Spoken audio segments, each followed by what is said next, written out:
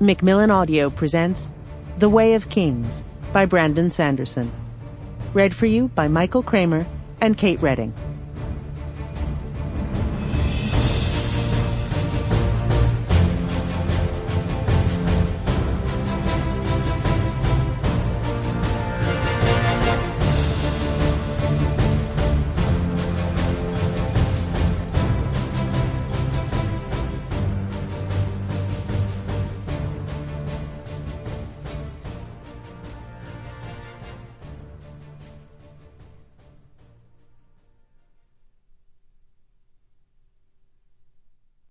For Emily, who is too patient, too kindly, and too wonderful for words. Prelude to the Stormlight Archive. Kalak rounded a rocky stone ridge and stumbled to a stop before the body of a dying thunderclast. The enormous stone beast lay on its side, rib-like protrusions from its chest broken and cracked.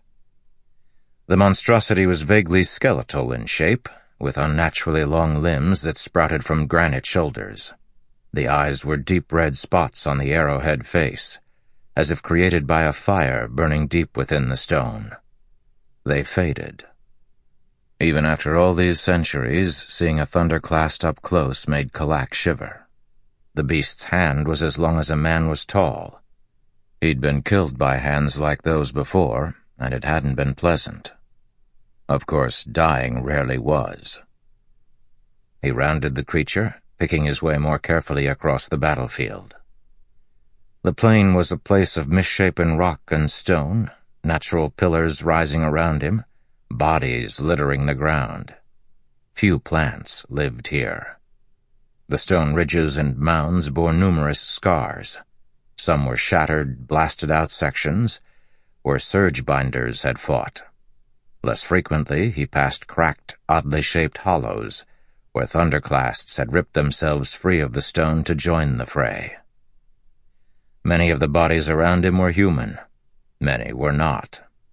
Blood mixed, red, orange, violet. Though none of the bodies around him stirred, an indistinct haze of sounds hung in the air. Moans of pain, cries of grief. They did not seem like the sounds of victory. Smoke curled from the occasional patches of growth or heaps of burning corpses. Even some sections of rock smoldered. The dust-bringers had done their work well. But I survived, Kalak thought, hand to breast as he hastened to the meeting place. I actually survived this time. That was dangerous. When he died, he was sent back. No choice. When he survived the desolation, he was supposed to go back as well. Back to that place that he dreaded. Back to that place of pain and fire. What if he just decided not to go? Perilous thoughts. Perhaps traitorous thoughts. He hastened on his way.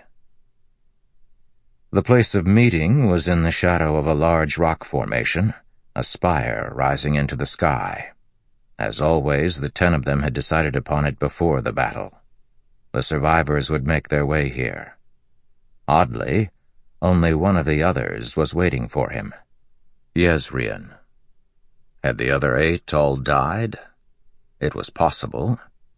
The battle had been so furious this time, one of the worst. The enemy was growing increasingly tenacious. But no. Kalak frowned as he stepped up to the base of the spire. 7 magnificent swords stood proudly here, driven point first into the stone ground. Each was a masterly work of art, flowing in design, inscribed with glyphs and patterns. He recognized each one.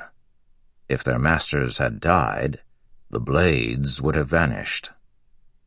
These blades were weapons of power beyond even Shardblades. These were unique, precious. Yezrian stood outside the ring of swords, looking eastward. Sample complete. Ready to continue?